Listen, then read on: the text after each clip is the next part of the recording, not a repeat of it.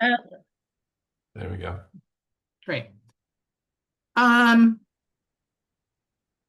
think it's time to make a decision on this because we are under a very tight timeline. Sherry? Yes, and thinking about this as well, we usually open this up in November. We know that this first year we're going to need a little extra time, time's of essence. The other thing too is, and so like this first year, the timing may be different than the other time frames coming up, but also thinking about that, maybe ours, this can push out. We've got to wait for students to get grades. And, just thinking about that, just kind of thinking, well, January 1st is kind of that D-Day, right? Grades come out in different times during the holidays, pre-holidays, all that. But at least we could think in terms of January 1st. So if we can have our applications, extending a little bit later than that, at the end of the day, we have to just be ready for that, the scholarship selection meeting for the Ed Foundation that occurs in, I'm going to say, generally speaking, it's after March 15th, right? And that'll have the two pathways. It'll have the academic and it'll have the approval of the need-based Board of Accountancy scholarships at that meeting. So that's what we're trying to push towards. And I understand that the Pell is earlier. I have a question about that later. It's not anything that's going to give us consternation. It's more just some clarification on things. But I think in that time frame. So Elizabeth, thank you. I'm finished.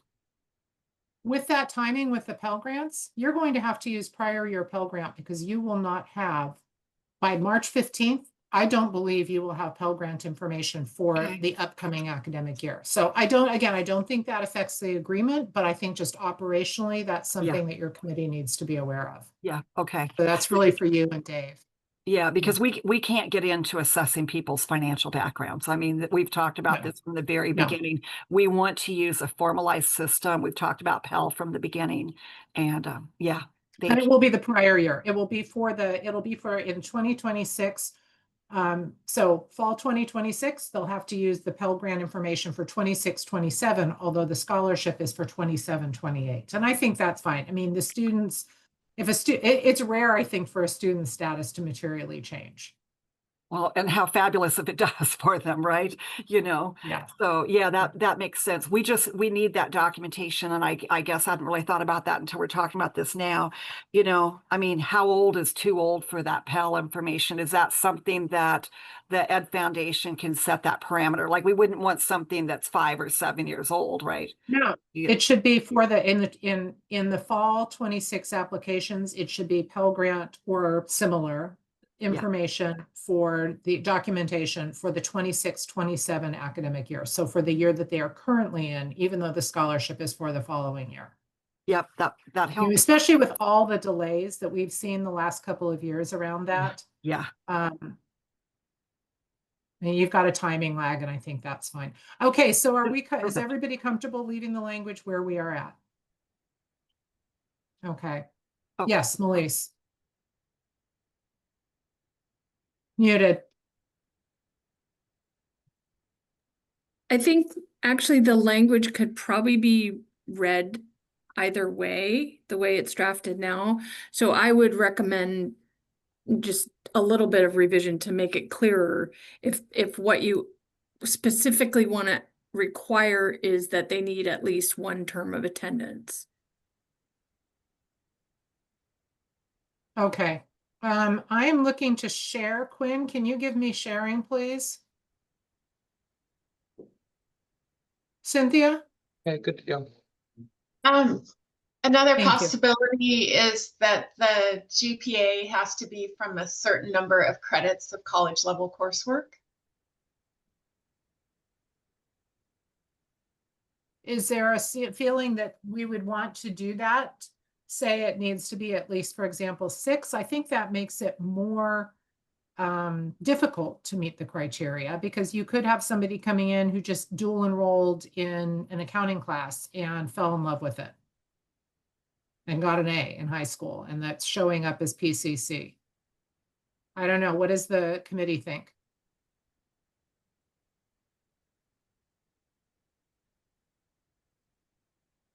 Cynthia, are you advocating for having more credits there?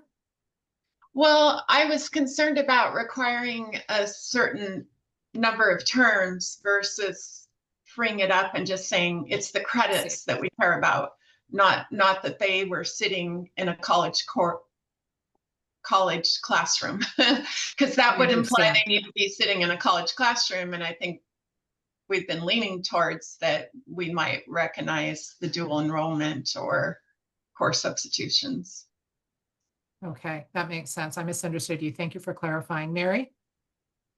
Well, I'm a little concerned about credits because credits vary based on semester and quarter schools. I do. We went through that. I don't recall if you were in the meeting, but we went through that before when we talked about the number of credits a student needed to be enrolled and to be eligible for the scholarships. Let's do this. I want to go through this, and if we can get that sorted out, that would be great. We have not a lot of other big things to sort out here. But let's try to get everything that we can work through. So can you all see my screen? Okay. All right. I'm going to be going back and forth because I blew it up. So that means that I can't see all of you. So please just shout if I'm missing you. Okay. So we did one round of cleanup between Martin, myself, and Melise. This is all good.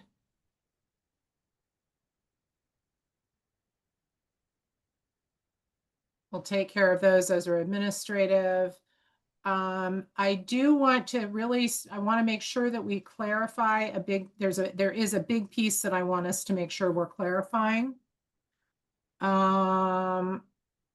Okay, this is for you, Sherry. Yep.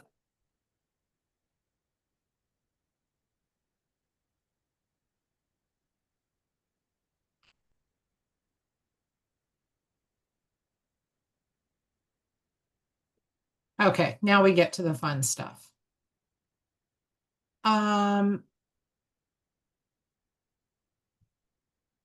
Elizabeth, so Yes, there's a few OSCPA pieces in here. Do we want to just wrap those up at the very end?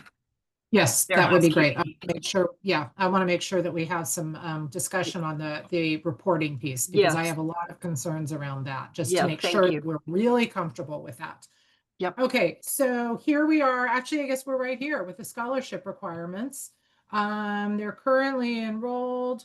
Here we go. This is the piece. So it's now F. Prior to the award of a scholarship, and it's highlighted in blue, and at all times during the period for which the eligible student must be in good standing and have at least a 2.5 GPA in all accounting and business courses. So Melise, do you have a suggestion on what we should have here, what we should be saying here? Well, I think because I think this could be read is if you don't have any accounting and business courses, then you don't have to have a 2.5 GPA. So that's why I think it needs to be clarified a bit.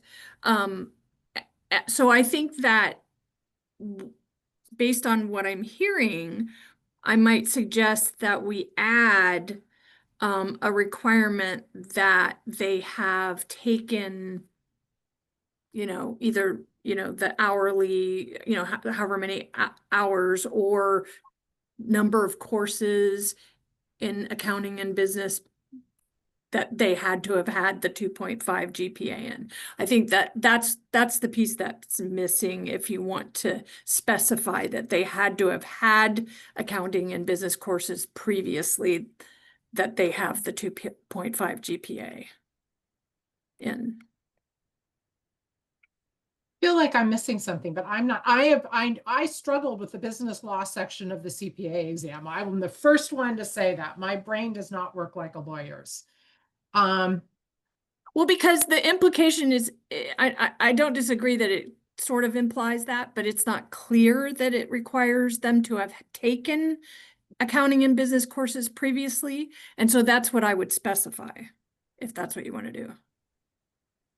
Okay, so if the student must be in good standing at an eligible institution, have taken a business or accounting course.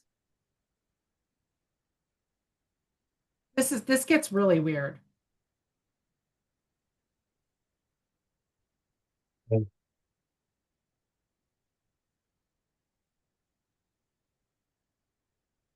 I guess could other committee members weigh in on whether they're concerned about the way, I don't know. I mean, I just don't, I'm just not seeing the concern, but maybe I'm just slow on that from a legal standpoint. Well, I think that maintain is kind of a weird word. Okay. Give me a different one. Yes, okay, I was like, okay, when I bring that up, now I need something good. Or Melise, give us a different one. Well, the reason I can tell you the reason I put maintain in there is because this is not just prior to the award, but it is at all times during the period in which they're Oh. receiving a scholarship. So they have to maintain that 2.5 while they're receiving the scholarship. That's why I used maintain. Okay, that Can we break makes, this into two pieces, two Right. sentences? I Okay. think so. Let's try that. that makes sense to me. I think my head was still wrapped around those folks that are coming in, you know, where they have those initial credits. Eligible student, there we go.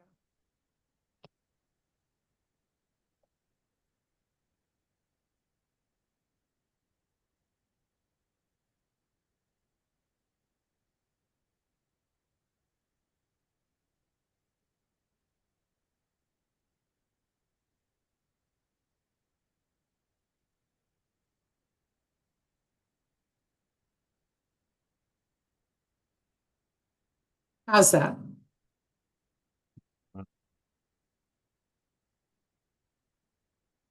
Practicing law without a license. I think that's much clearer from my perspective. Any concerns from the committee or Martin or Shelley?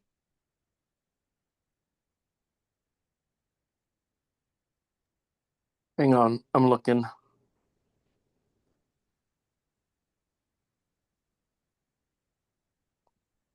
I mean, what this really, to my mind, the substance of this is saying, we don't want them just coming in saying, I want to be an accountant because I was good at math. It forces them to have had some exposure in a very modest way to business or accounting. And if that exposure was through an AP or dual enrollment, that would count too here. Cynthia? Did we want to, for that initial class, to require it to be an accounting class? I don't know, that's narrowing it substantially. What that does I then is know. says this is going to be all the way through at least one term of their sophomore year.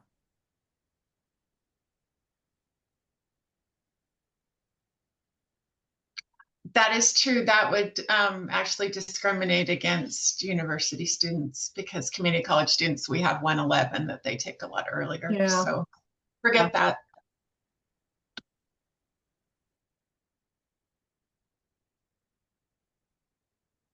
Okay, I'm going to take the silence as as meaning that we've got that one resolved.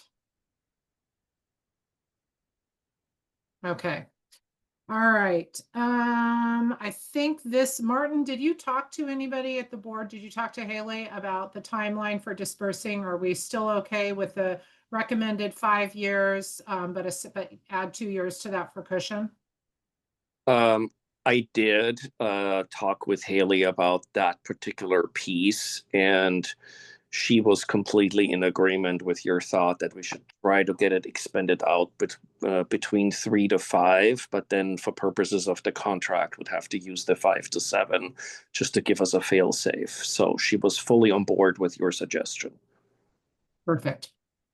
Okay, and Melise, I see a new comment from you here. Does the board want to approve the criteria and process an outreach plan? Do you mean that the board or the committee? Sorry, either one, because the reason I asked that is because you could put a due date there that it would have to come back for review and approval. Sherry, what are your thoughts on that from the OSTPA standpoint? I'm sorry, I was writing the note on Martin and Haley, so I didn't forget it later. Sure, Let me no read this problem. again. Input from the board and accord, create the criteria process outreach prior to the launch. Okay. Okay, I'm sorry. We repeated, Elizabeth. I apologize. I was really trying to focus here. Yeah, so the question is, do we want to put in the agreement that the Ed Foundation must create a process and outreach plan by a certain date and that Oh. such that it can be approved by the board?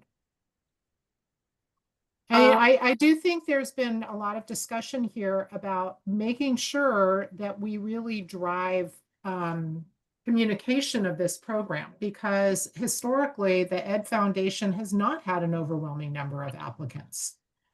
And so that really gets into some of the operations of the Ed Foundation. And I know we've had some, forgive me, I don't recall which were informal conversations with Martin versus with the whole committee.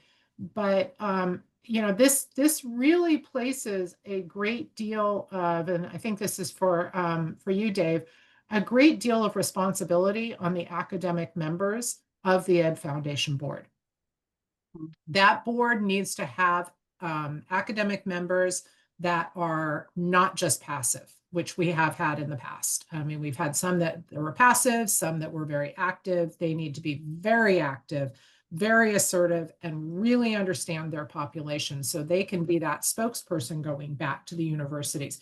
Because Ed Foundation doing it, just sending things out, that doesn't drive applications. Just doesn't.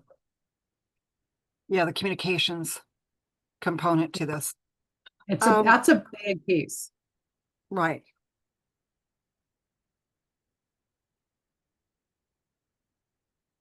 I guess I'm thinking about, you know, are we talking about the timeline? Okay, so let me say it this way.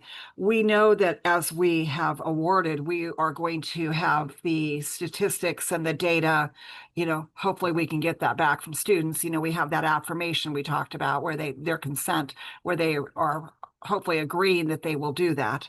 Are you talking about this initially going forward, or are you talking about this as we're moving along, Elizabeth? So initially, like the timeline initially going to the Board of Accountancy for approval?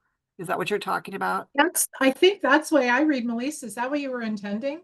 It's just a question. If now it also says with input from the board, you could say the committee. You could have that input up front and just have a due date for the criterion process without a need to have an official approval either. All of these things are possible. So this is really just a question about what you all want to do. I guess I'm thinking about it. I'm thinking time is of the essence. By the time the money gets awarded, I mean, we're basically September right now. I'm worried about, okay, let me take the positive. The positive is we see in this criteria what we probably really need to, not probably, what we're going to need to focus on for reporting criteria, right? We know the legislature is expecting back. I'm worried about the timing of further, let's say further administrative detail, because, you know, we have October 15th coming up. We have a lot of folks that are not going to have access to that. We still have, you know, on September 18th, we have the Ed Foundation accepting the grant agreement that we're not quite finished with, but we're really, really, really close, right? So if we think about September 18th, we have to get out of October 15th. We need the committee to set down, a subcommittee to set down and start working through the criteria based on the grant agreement. I mean, I don't know that we would have every component done in time to go into a December Board of Accountancy meeting, come out, make some changes. Maybe I'm just worried about that, whether we could actually award. Does that make sense? I'm just thinking timeline. I agree. I think your timeline is tight. I think that this feels almost like micromanaging the Ed Foundation in a way that I don't know if it's necessary, but if I could make a suggestion, is there a way to put something in the contract that states that a member of this committee will collaborate with the, or a designee of the Board of Accountancy will collaborate with the Ed Foundation on their criteria on their process and outreach plan. Could we put something like that in there? If you want to do that, what I would suggest is, I would say instead of with input from the Board of Accountancy, I would say with input from the board or the committee's designee instead, and take out the due date. 'Cause if it's not gonna come back to you all, then No. that gives the foundation more flexibility. And if I may, this is Martin Petioni for the record, to add on to what Melis just said. I think it will be cleanest if we're going to go down the language road that Melis just suggested, is to make it specific to the board's designee, because this committee may not necessarily exist beyond kind of this initial formation stage. So it will be easier because we know the board's going to exist, hopefully. So I think that will be better. Okay, so Melissa, I just left a note in here, say, Martin, you can't see this, I don't think, on your phone. Say something about the Ed Foundation will develop a process and outreach plan with input from a designee of the Board of Accountancy. So really all that means is you're gonna have somebody sitting at the table who's been participating in this committee. Does that sound okay, Sherry? Yes. Okay, that feels good to mean, me. I mean, that's no different than we're sitting here working, right? I mean, Exactly, exactly. it's collaboration for the end goal. Yes, yes. So very loose, saying that's there. Okay, continuing to move on since it is 3:46. Sherry, Melise had thought I had put enough. in- Yeah, it was perfect. But there you have it. Perfect. Okay. Hold I'll swing on. by at some point, put Hold that on concern, but everything's secure right now.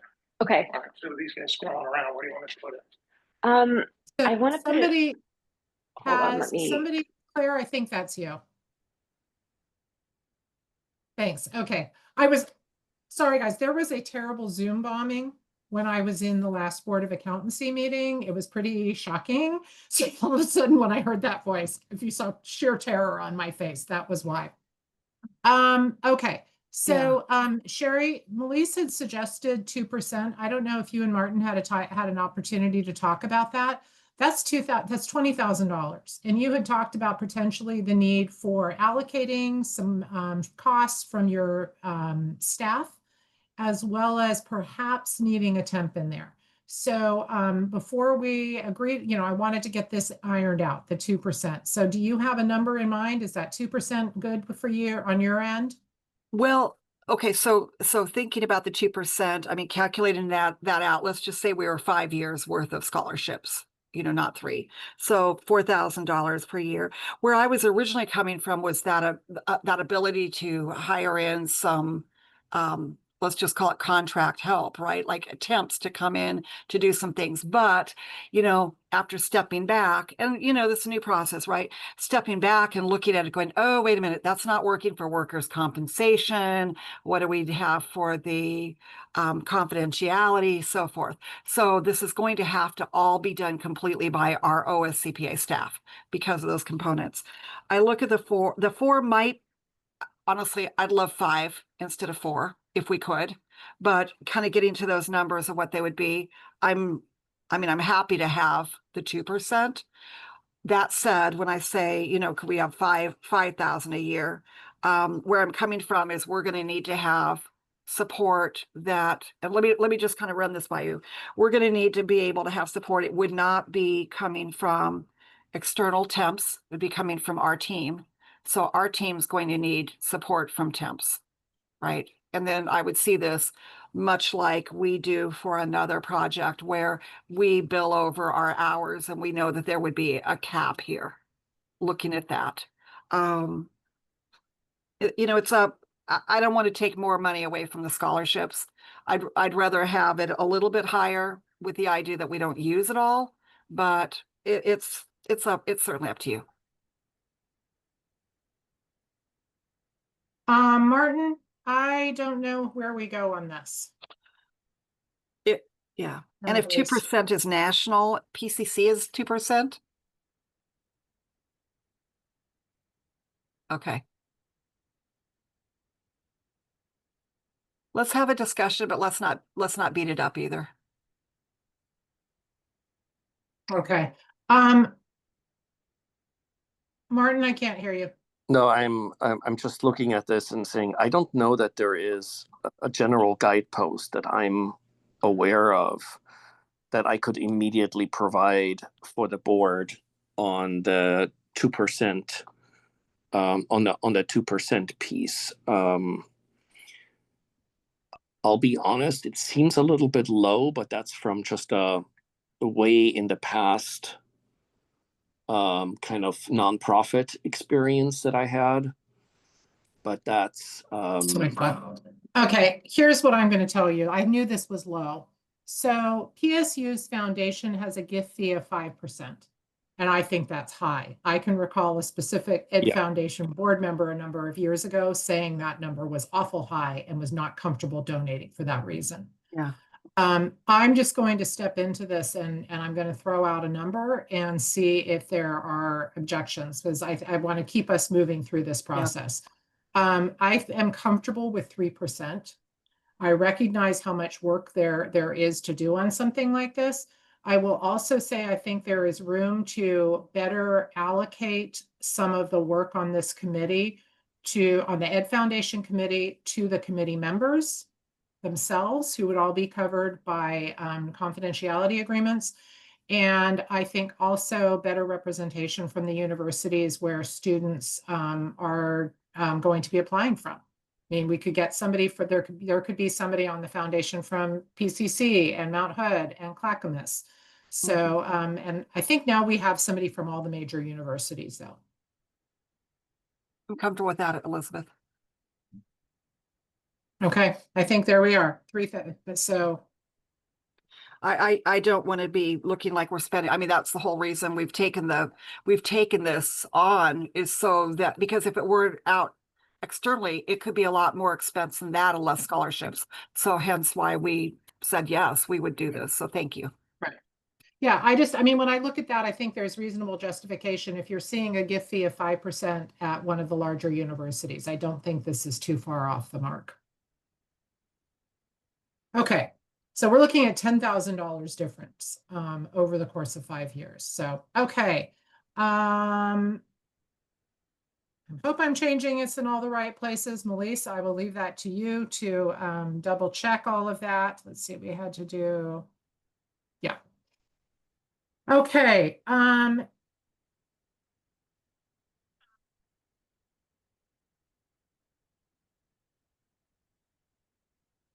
Okay. Yes, this is good.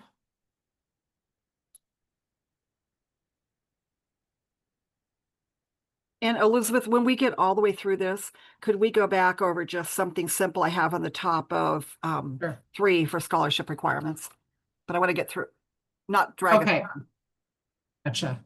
Okay, so this is the piece that I was, aside from making the decision about whether the students had to have completed any classes and have that college level GPA. This is really important, particularly for the researchers on this call, to be thinking about what the data needs to look like so that there can be meaningful reporting back to the legislature and the governor's office. So I took a crack at creating I didn't open the spreadsheet. Sorry about that, guys. And I will get that in a second. Creating really just a template that helped think through what pieces of information was needed in order to report meaningfully back. And I want to go back to what we talked about, which is how do we describe success with this program? It's I would be very uncomfortable trying to describe success 8 years down the road, 10 years down the road, with saying it's only the people who got CPAs. The intent of this was with the governor's office was in part to diversify the pipeline. So a great way to show that is to take a look at our applicant pool, compare our applicant pool to the population of students at our universities and colleges, demonstrate that it at least mirrors, if not is more diverse than the population of students. I would be surprised if it is, since it's financial need, I fully expect that it will include a lot of that diversity. And then demonstrate the next layer down that we are similarly, given the population, given the applicant pool that we have, we are similarly granting scholarships to mirror the demographics of our applicant pool. Does that make sense? And we'd had these conversations before about how exactly do we report this. And so it's going to require information. Again, this ties back to the Ed Foundation Committee. It's going to require that committee to reach out to the universities and get that data, which if you've got faculty members, they can get that data for you. Because you need to have the population, then you've got your applicant pool, and then you've got your grantees. Apologies for being slow on this. I meant to have this opened up, but I did not. Let me open up my spreadsheet. Give me just a second here.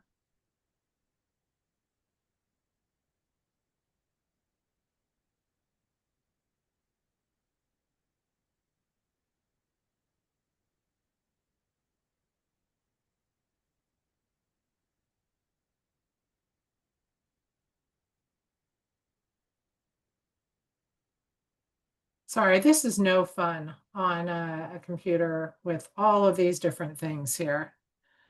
All right.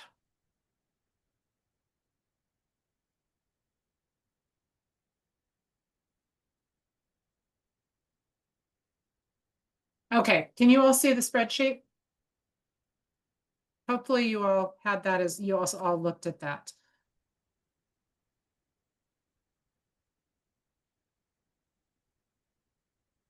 Sorry, I'm still trying to see was that a yes? You can see the spreadsheet? Mary. I think this is going to be almost impossible to get because I know U of O's not going to give me race or age of students.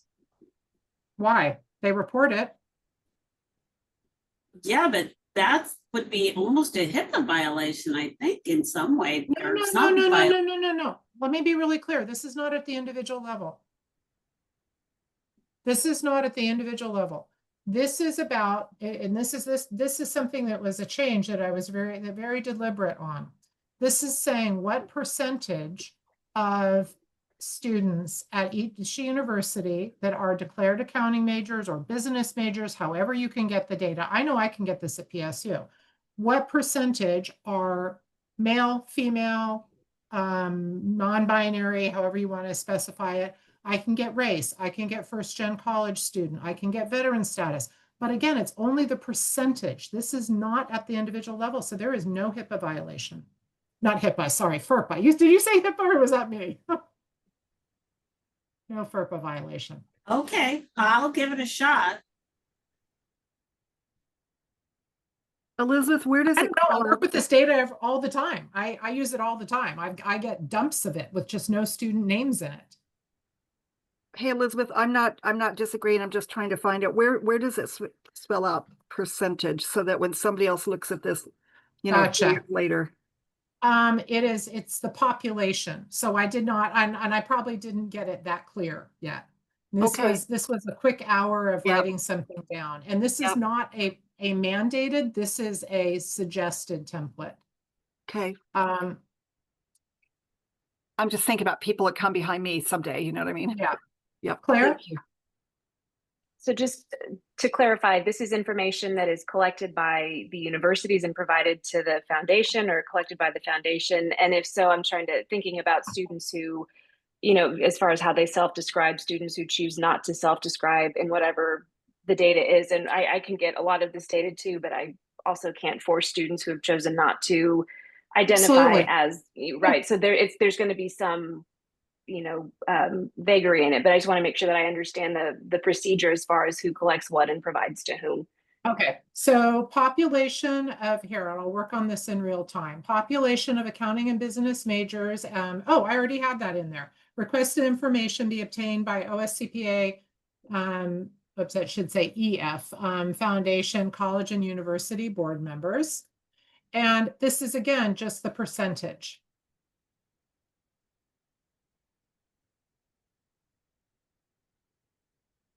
And so this information should be able to be collected. And if it's not, there's nothing we can do about that. If the universities refuse to give this, but this information is public at a university level. And I am pretty darn sure that if you go into the Office of Institutional Research Data at every university, you can get it by college. This data is widely mandated by the Department of Education to be reported and to be collected and reported. So this first line is just, here's the population. So I guess the way I would think about this, Claire, I'll speak to you and Logan, since I know you do or have done this kind of work. I mean, this is like when you're doing an archival study and you show, here's my population and here's how we came down to my sample. That's where I'm going with thinking about this. The applicant data is all of this is going to be collected as part of the application. A student can choose to not answer it. So within each of these, you would have an average age, you would have gender, male, female, other / decline to respond. First gen college student would be a straight percentage. Applicant first language is English or not. Veteran status and disability status are both binary. They either have it or they don't. And the disability status, we have some very specific language in there that we can come back to. So is this starting to make sense? Logan, you must have seen all this data at OSU. You were an area director. We even had a council meeting where we reported this data to our board members a year ago. So yeah, it's just it shouldn't be a problem. Again, that's the big thing, is this is aggregated. I don't want anything to come back to the board that is at an individual student level. That's huge FERPA violations. Claire? So just one other clarifying question and then one point. So this is all colleges and universities. So is this folks, is every university and every college represented in the, is whether it's being obtained by board members, are they all represented?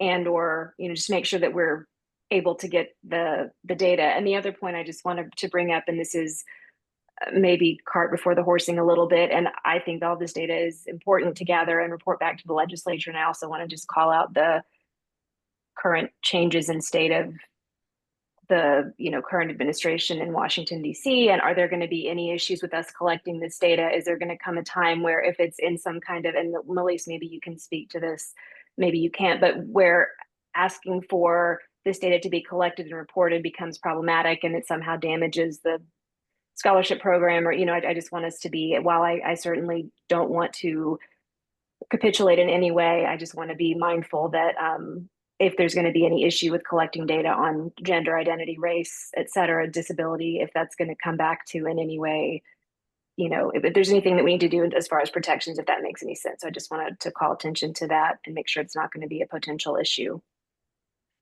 Claire, thank you for that, because it had crossed my mind as well. And what we can't be in is in a stage of the Ed Foundation needing to go out and seek a lot of legal counsel, expenditure to be compliant with everything. The other thing too is I absolutely agree that we need to make sure we have broad representation amongst the colleges and universities. That said, we can't be, the foundation of only university and college trustees or directors, and not have enough space for other directors from firms as well. So I'm just trying to be balanced about it, but I do not want to come across as negative on that. I think having a very solid, broad representation is very healthy. And I do think we could use a few more, from the academic side. I just don't want to be so focused there because we do have that cap number, doesn't come to mind exactly, but you can't have a board of 50 or 100 folks either, because then that makes it a little bit more difficult. I think it would just be adding some community college folks because all of the universities are represented. I think so too, Elizabeth. And you probably could do just the three major ones here. Yeah. Okay, so this felt crystal clear in my mind, but it was pretty sketching it out pretty quickly. Mhm. I wanted to show you this. Now let's go back to the criteria because that's where this is a suggested reporting form. And I felt like I needed to think about how do you report the data and then work backwards from there. And that was my process. So let me switch back to the contract. Okay. All righty. So recipient will submit annually to the Board of Accountancy the scholarship program update report, which we might want to change that to where possible. How's that? Melise? Yes, certainly you could do that, or, where reasonably possible or something like that. I just realized I don't have track changes on. There, it's on. Where reasonably possible include. All right, I'll leave that to you to make that pretty. Aggregate program-wide information by college and university. And that's really the key because the way this was written before, it was at an individual level and an individual student level, and we don't want that. We want this to be aggregated. But I do think it's reasonable to say that we're reporting it by college or university. Is there any objection to saying that? I mean, ultimately, it has to be reported. It has to be collected that way.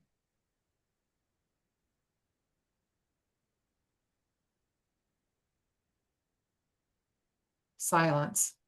The only concern I have about that, if you break it down by university, if you don't have a number of students at a particular university or college, then you are going to have pretty specific information about the particular students. So good point. Where reasonably possible. Does that take care of it?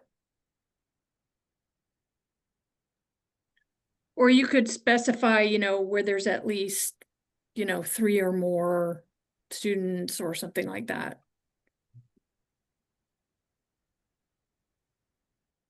Okay, I'm going to just put a comment in here and I'll leave you to, I think you're absolutely right. I one time rejected an academic paper for providing too much information when there were only a couple of participants because I said it was problematic. Okay, so specify.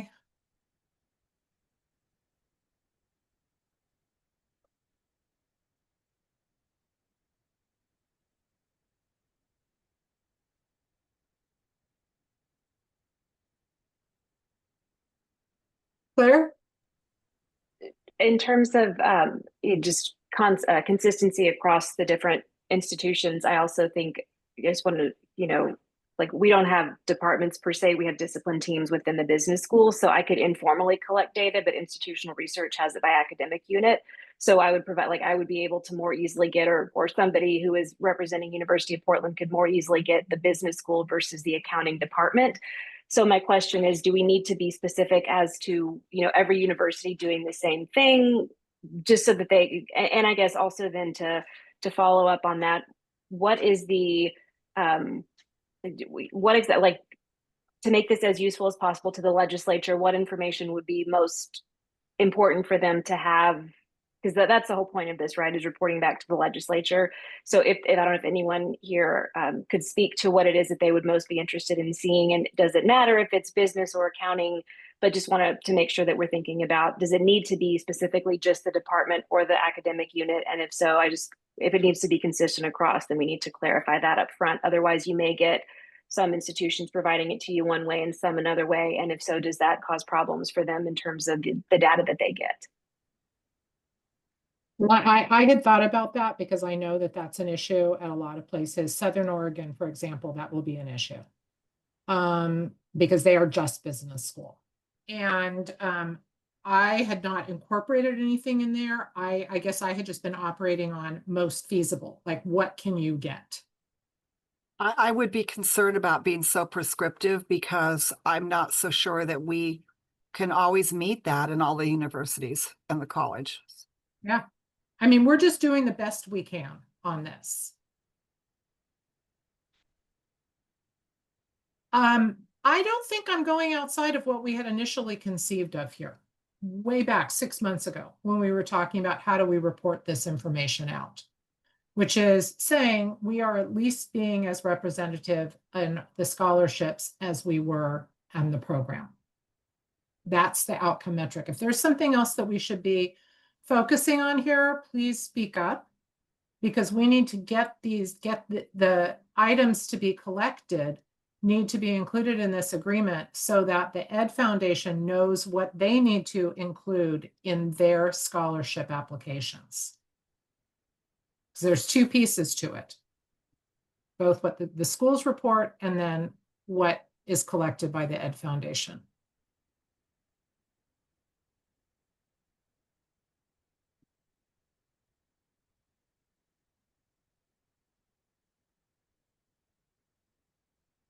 So really, this is the one that we're talking about, what I just highlighted.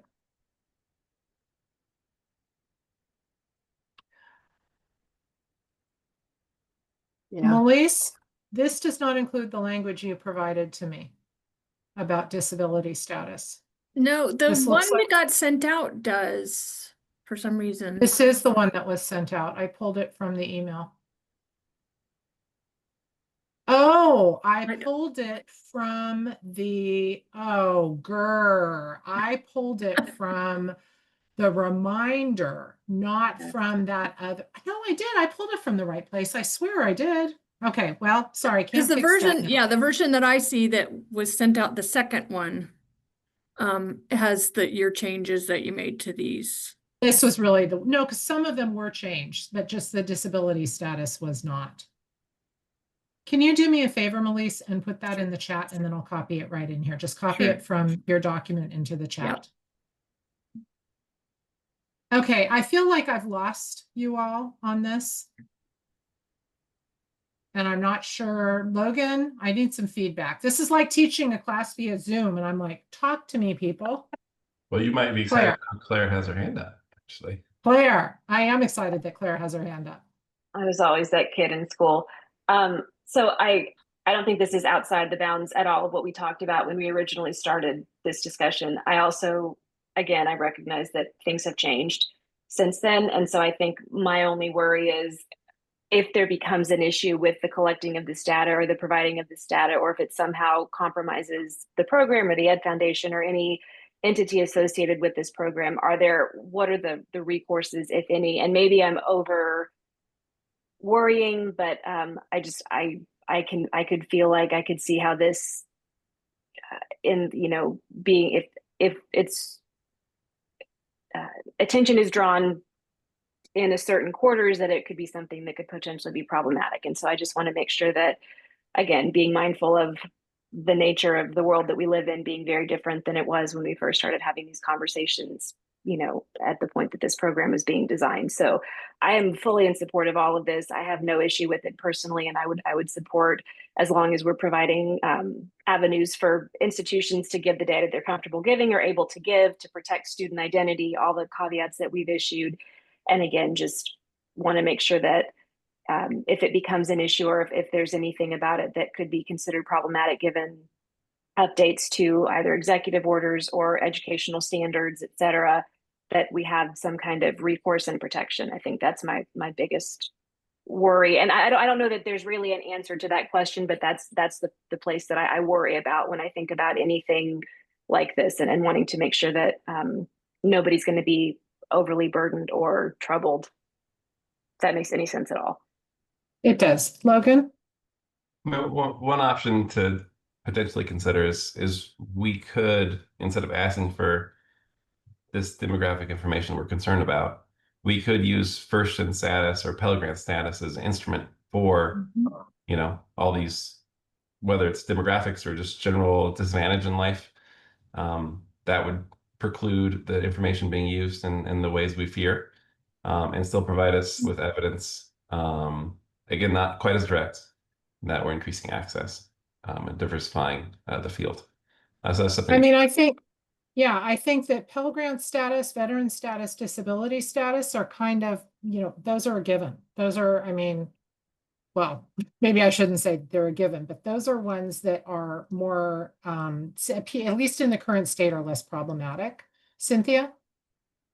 I like that idea because I think the colleges have better reporting on something that basic too. We can get more information back of how we're moving the dial if we're just looking at that one item possibly. So how do we, so of these then, do we want to collect, whoops, that was not intentional. Do we want to collect gender? Do we see, again, these are, you know, this is going to get input into the scholarship system at the Ed Foundation.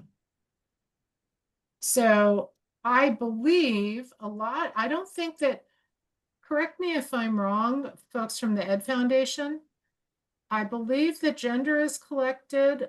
I don't recall a race ethnicity. I don't First gen Yeah, I can't remember either. And I'm not so sure even about age. I don't think it is. I'm Elizabeth. The one problem I have, okay, so I have a lot of information here that's not there, and I know we were talking about which version was picked up earlier. Yeah. So like mine has, you know, Hawaiian, Pacific Islander, etc. in it. So Yes, I had added that. My apologies. no, that's okay. So I just want to make sure that we're not overlooking something, but yeah, I guess I'm a little bit more comfortable with, you know, going through things that are already required, that are like systematized already, Yeah, you know, but where, Pell Grant has to be added, obviously, to your system. yeah. Okay, I'm pulling up to make sure that I have the right version here. And I'm going to copy that in. Give me a second, folks. Claire and Logan, you both still have your hands up? Was there something else you wanted to add while I get this sorted out? Logan, you were first. Oh, thanks, Lynn. Just in terms of like, you know, proxies that could be used in ways we are not happy with. First language would be number one on my list of concern, and then race ethnicity second.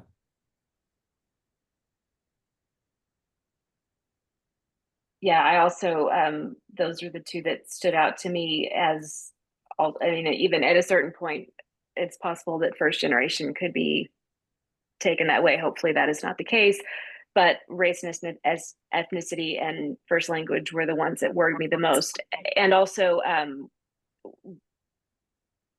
gender is one that I think could potentially be, theoretically, it shouldn't be, but if we're offering more than two options for students to select, does that become problematic? And I hate even saying this at all, and it runs counter to everything that I believe in my personal value system, but I also just, in thinking about wanting to protect the program and allow for more students to have access. The question I was going to ask, amidst all this doom and gloom, is there a certain set of, like, a battery of demographic data points that the Ed Foundation is already collecting in other scholarship applications that, you know, that we could just copy over and we could see, would that be sufficient? And again, not knowing whether or not this satisfies what the legislature is looking for, or if the legislature doesn't have a set preconceived notion about what they're looking for. But if there's something the Ed Foundation has already vetted and is comfortable and they're going to collect, and there's not going to be any potential legal ramifications, that might also be a place to start, just because we know that we're not asking them to do something that could be going outside of, you know, what they feel protected to do. My apologies. I wish I could really drill down into that. Tana would be the expert. She's not available today. So there's that problem.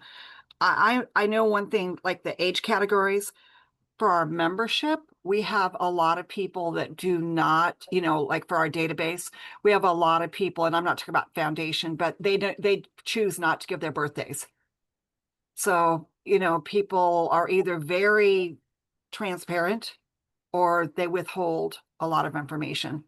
I'm hopeful that, and again, I haven't seen a Pell Grant application, for a long time, but I'm hopeful that some of that information is there that we would be able to, build some data off of, or what's coming.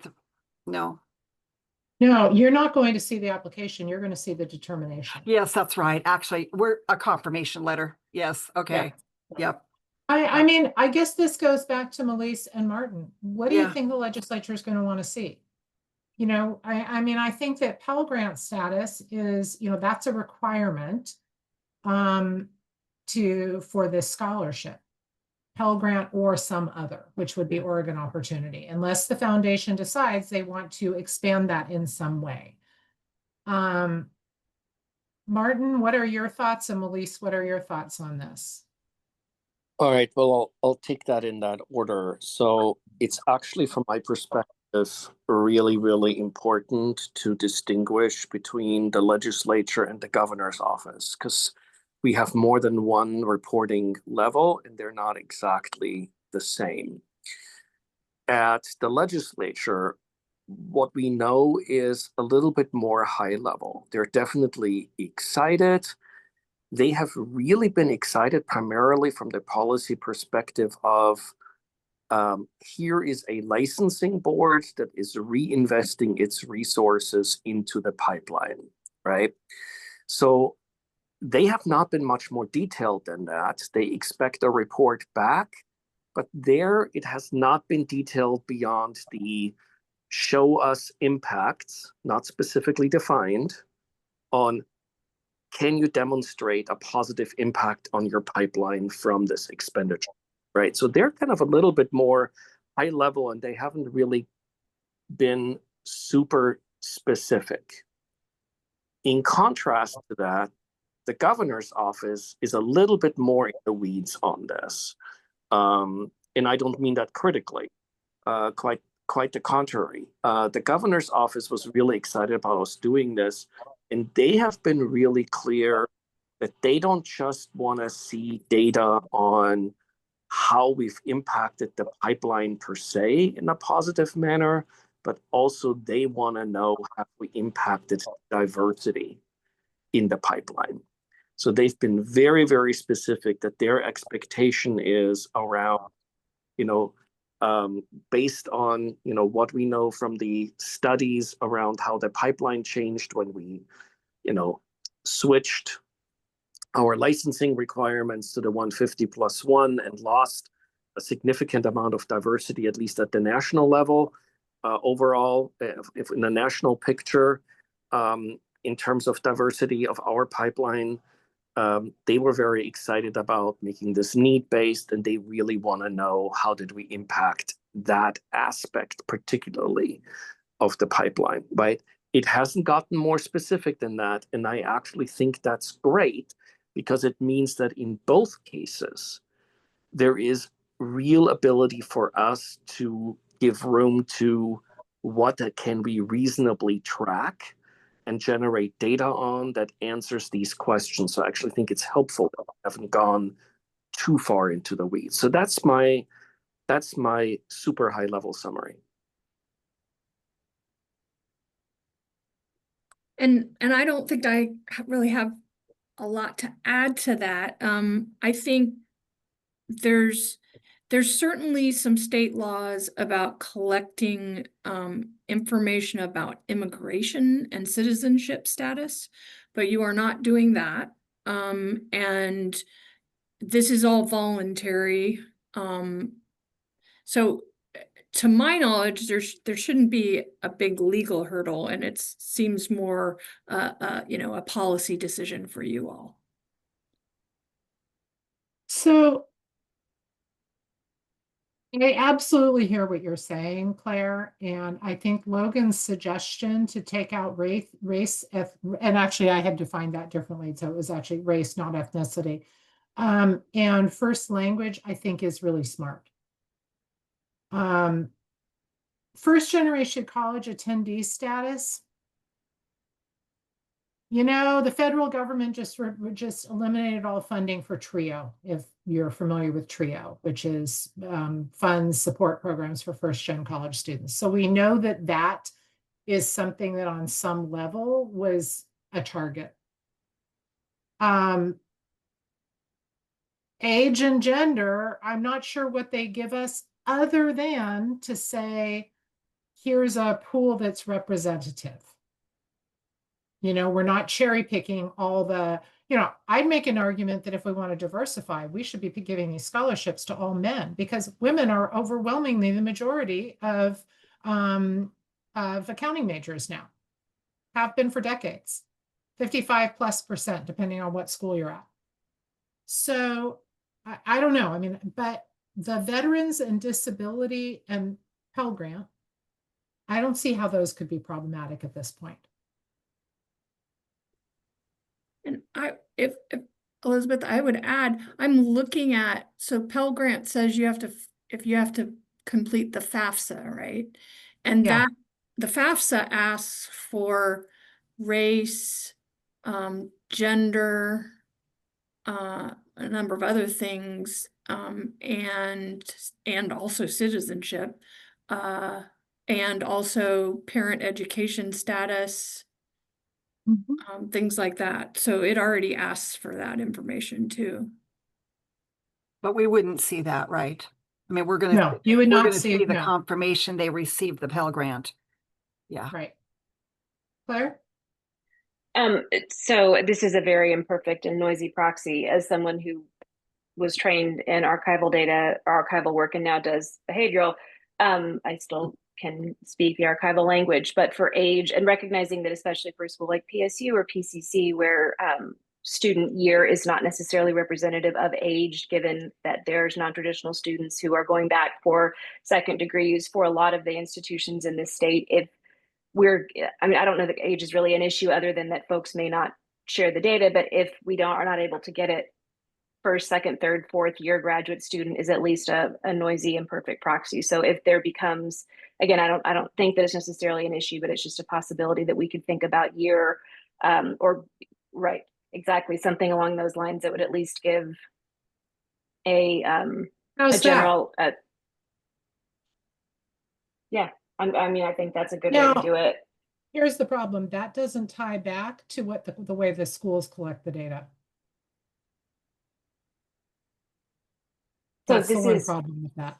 And this number 10 is being collected by the Ed Foundation and self-reported and self-identified by the applicants versus the aggregate data, which is coming from the institutions, correct? Yeah. And again, Okay. think about your reconciliation from your population to your sample and archival data.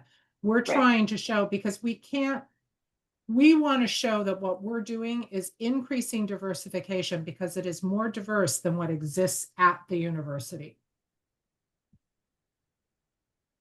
That's the whole logic here, is how do we show them it's diverse? We can't show greater diversity than what exists in our universities and colleges.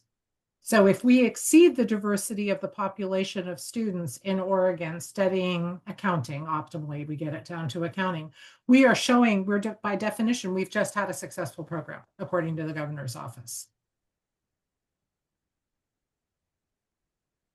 I recognize there's risk in this with race and ethnicity. Chris?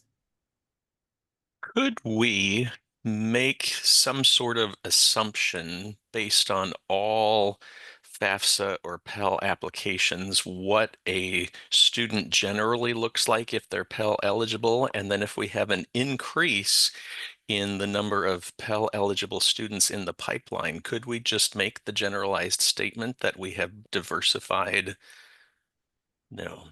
No, because we have to really be showing that it has to do with relative to people studying accounting, and that would be, Pell Grant would be across all majors. So that's and across all states that have greater diversity than we do. You know, when people say we're the whitest state in the nation, which we are, and, you know, and then, yes, that's our starting point, right? So to say, for example, that we expect, X% of X race, and, that ours is so low in graduates in Oregon, well, you have to not look at it versus the national, you have to look at it within the state. And I would argue we have to do the same thing within the major because, historically, for so many reasons, accounting has not been attractive to certainly to African Americans because there was institutional discrimination all the way into the 70s and 80s.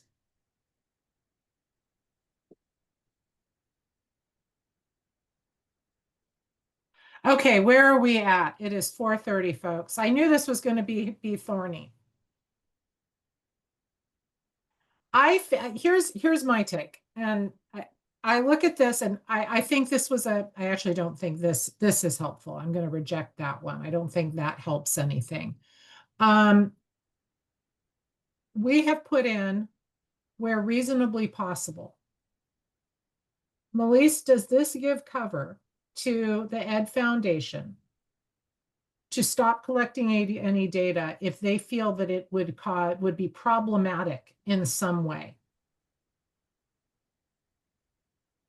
I think, we had something in here. Let me take a look. I think in the rule, it says, let me double check.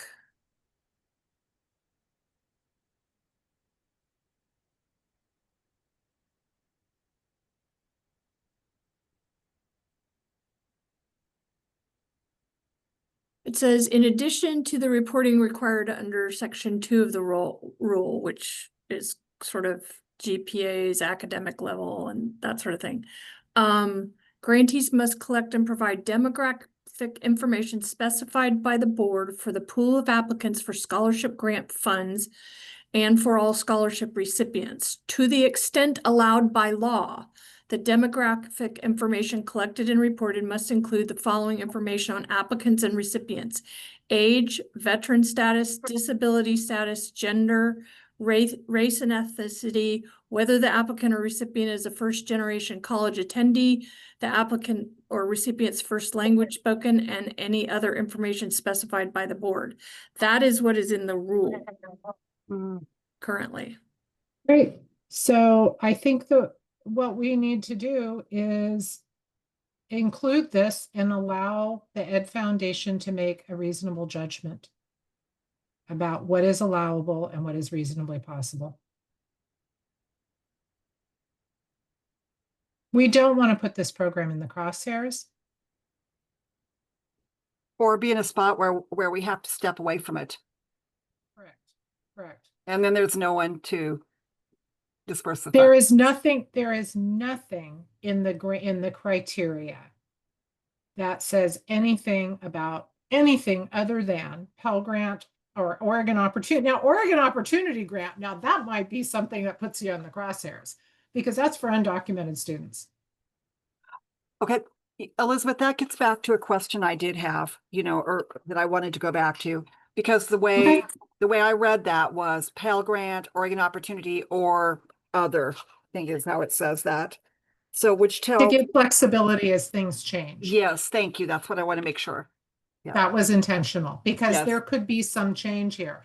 If That's what I Oregon remembered. Opportunity Grants go away, Yeah. maybe you decide to have them include a statement or I don't know. Pell Grant is clean, but people are worried around the country that Pell Grants are going to go away.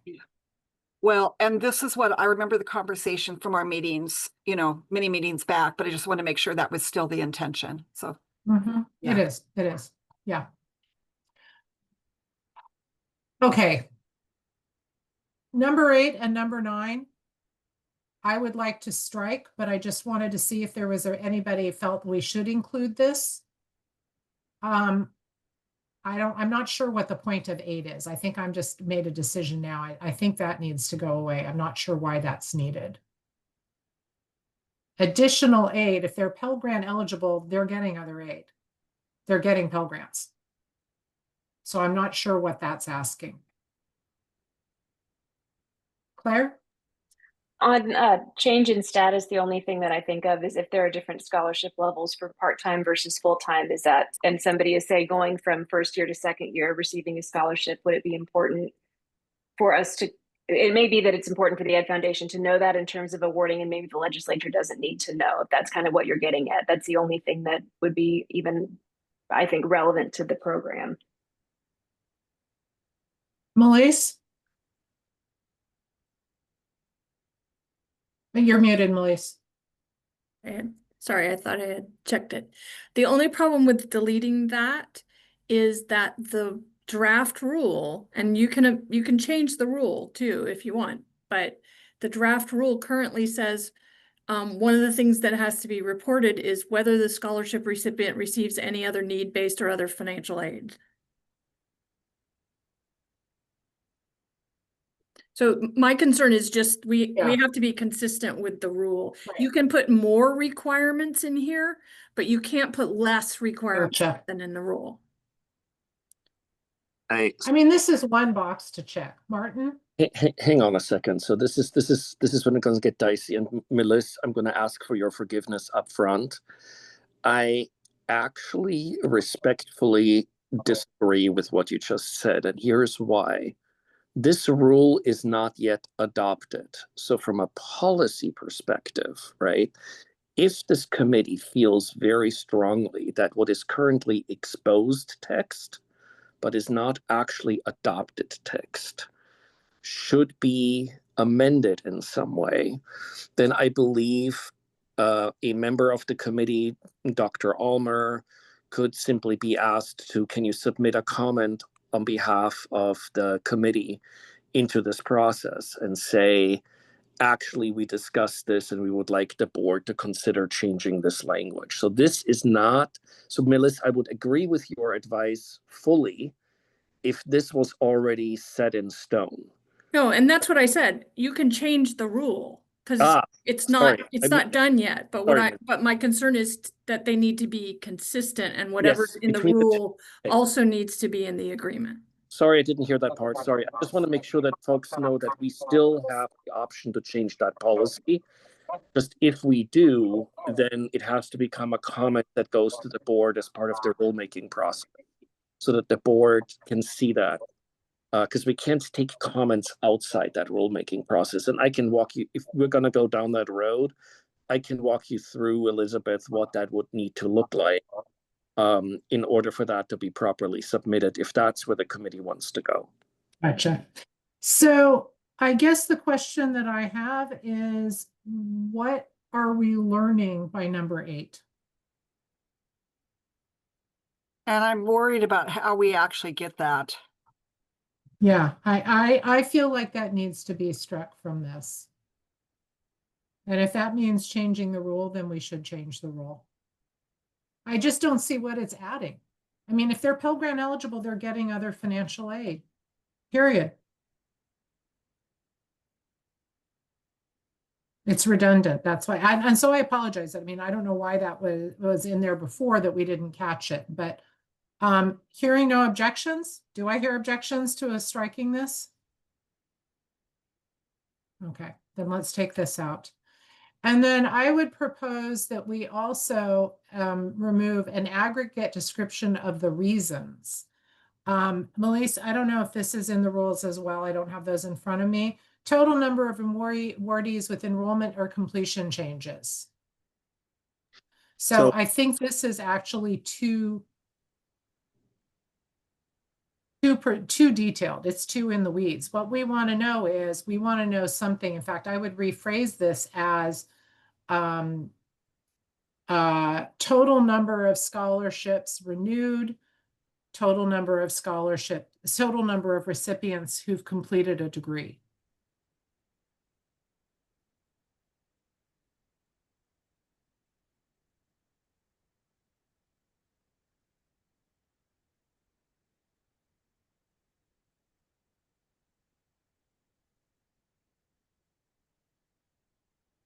So, Madam Chair, while folks are thinking about this, I would simply recommend, just from a process cleanness standpoint, that wherever we end up on this at the end of this meeting, that it's essentially you as the chair would take on submitting a comment to the board to the extent any of the language that we came up with differs from what is currently exposed as a rule and submits it as we discussed this, and so I personally comment on here are the changes we would like to request, right? Because Yeah, I can do that.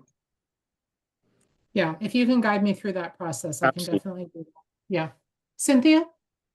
How is the degree completion data going to be collected?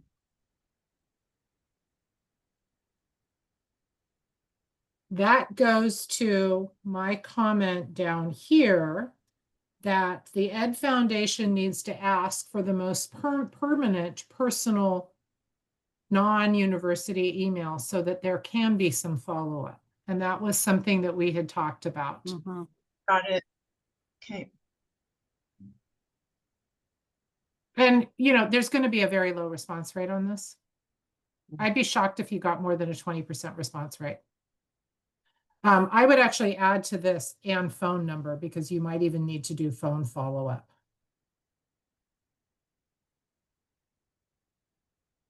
Cell phone numbers, because most people's cell phone numbers don't change frequently.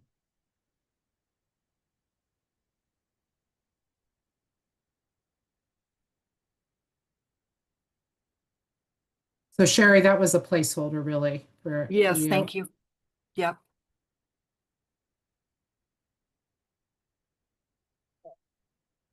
Well, and remember we talked about that before. We're not always able to track them down, but we could sure Right. try. Yep, absolutely. Yeah. Okay, we have 19 minutes remaining.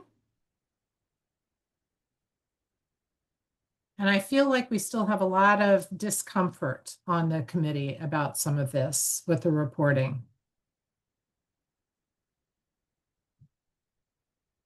I Am feel I better reading than- the room right?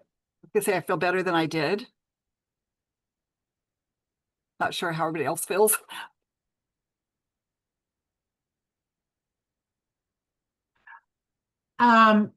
I mean, the race piece of it, that is such a red flag now. Mhm. We are diversifying by having more students with economic need. I really feel like that's a fairly safe one.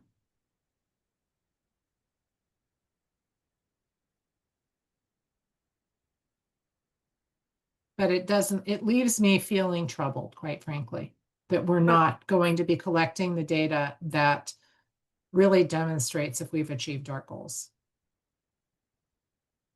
It's not an area that we always hear. I mean, like, when people join, they don't always specify this. I mean, there's a lot more, for as much as people are very open, there's a lot more privacy in place now too. Yeah. Claire?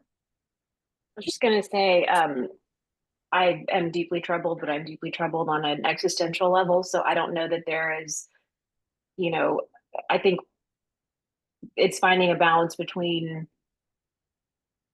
structuring this in such a way as to accomplish the original aims of the program in full, and also acknowledging that there is a risk assessment type of a environment that we live in that we didn't live in, 8 months ago or whatever it was. So I guess I can only speak for myself as a member of the committee, I would feel more troubled if I felt like we were compromising or endangering the future of this program. And I'm not saying that we need to, I mean, again, this runs counter to everything in my personal sense of values and ethics and what I truly fundamentally believe. So I would be perfectly happy leaving everything in. I recognize the need to be cautious, but I don't know that there is anything that we can do in 16 minutes that is going to fully alleviate discomfort. And I don't know that that may be just beyond our pay grade as a committee. So I think with that was very well put. Thank you, Claire. Age categories is always problematic, honestly, because then that's very difficult to report on. It's easier to just ask age, and if they don't answer, decline to answer is totally fine too. I think gender, keep it in there and allow other or decline to answer. That's fine too. First generation college attendee status, my inclination would be to leave that in. Veterans and disability should not be problematic. I hope I don't regret that statement, but. What are thoughts? I mean, the only thing that seems right now potentially controversial is first generation college attendee status. And the only reason I think about that is because of the defunding of the TRIO program. I don't know that everybody on the call is aware of that program, but I gave a description, so. Cynthia? Is the Pell Grant or Opportunity Grant a proxy for that close enough? If we're concerned about it. Probably is. It's not Somebody want exact, but it seems like it'd be close. Somebody want to quick Google that for me? That what percentage of Pell Grant students are first gen college? I'm sure that statistic's out there. Sorry, I only have 2 screens today. And when I'm running on Zoom with only 2 screens, that's not fun. So I like to have 3.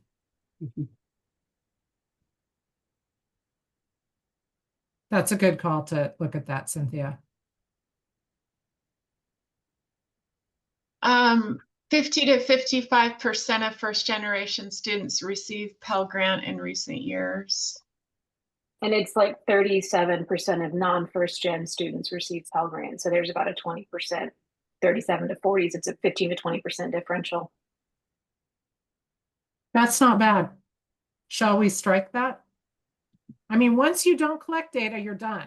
That's, you know, again, the researcher in me always wants to collect everything under the sun because you can't go back and get it. And it's a different world in that sometimes it's better to not have the data. I would agree. All right, age, gender, veteran status, disability, and nobody's getting these grants without demonstrating financial need. And I would suggest that you not collect separate data on the percentage of students that are Oregon Opportunity Grant. Would you repeat that, Elizabeth? Don't do separate, like make sure anything's blended. Yes. Sorry, my dog's needing his walks. He keeps barking. It's that time of day. It's the witching hour. Well, Okay. and frankly, I mean, where we've started, we've all along said Pell. I feel like that's really the focus, and I'm not speaking on behalf of the board, but you know, that's probably the focus unless we need to move to something else. If there are legal reasons to restrict it solely to Pell, that would be at the discretion of the Ed Foundation, Sherry. Okay, thank you. I mean, that's the way we've written. We said, for example. Yes. That was very clear that we did not want this written to Right. specify the criteria. We just didn't want the Ed Foundation to be burdened with a determination. Right. Well, again, I don't want to be spending Ed Foundation funds for legal costs when they should be going to academic, you know, scholarships. Yeah. And I have no idea what's happening with Oregon Opportunity Grants. My guess is applicants for those have plummeted because of fear. Okay. I don't have any, I'm just guessing. Because we know that not undocumented student enrollment has been declining. We do know that nationally. Okay. Sherry, you had said there was something you had a question of, but in absence of that, this is just last minute cleanup for Melise and I to do, I believe, that we've gotten everything else taken care of. These were basics. They were well, let me just go really fast. Page 1, we need to change the my positions title. We can do those offline, can't Yep, we? we can. With Yep, we Melise, can. you can do that via email. Certainly, yeah, if you just want to send me the information. Okay, that's fine. And then could the foundation accept one lump sum? Yes. So we're finalizing bank account for that to be able to do so. And Oh, confidentiality agreements for the scholarships and board, yes. Intention to make sure that that's definitely in place. And for staff as Great. well. And that kind of comes through this confidential information section too. And it certainly sets the tone.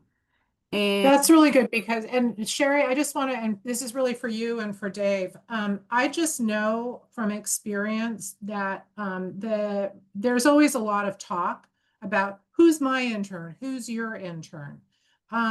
You know, employers don't typically know whether a student has financial need.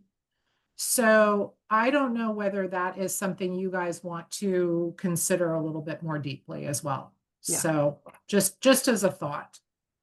well, Yeah. I think about it from the standpoint like our ethics committee, right? This is in the same range.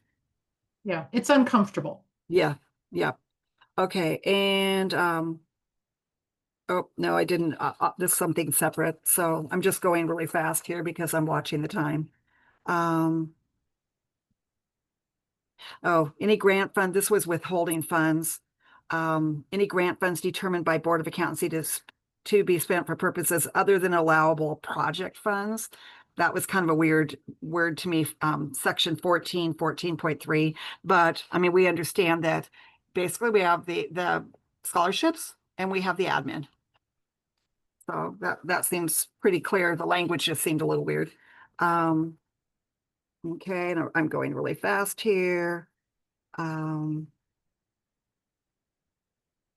We covered most of these things already today. Yes, we have workers' compensation, et cetera, because they're employees. So, yep, okay. So, All right. Okay, Martin, is there anything else that I need to be covering here? I don't think so, because since you are effectively submitting comments into the process, it doesn't have to become a formal committee recommendation, which would require normally a motion. So I'm not going to torment you with that formality of that process, because it's clear from the meeting here where it is that we're arriving and that there's an understanding that you will be submitting comments. And quite frankly, all those comments will be considered again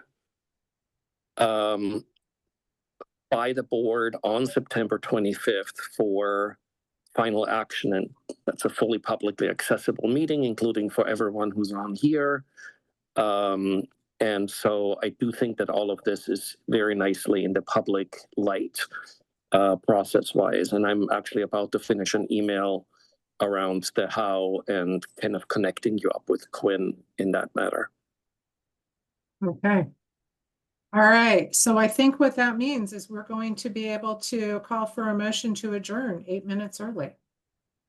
Actually, you have full power as chair to adjourn us and simply state for the record what time it is. You All don't need right. a motion for that. All right, excellent. Thank you because I clearly missed that class in high school. So it is now 4:53 and this meeting is adjourned.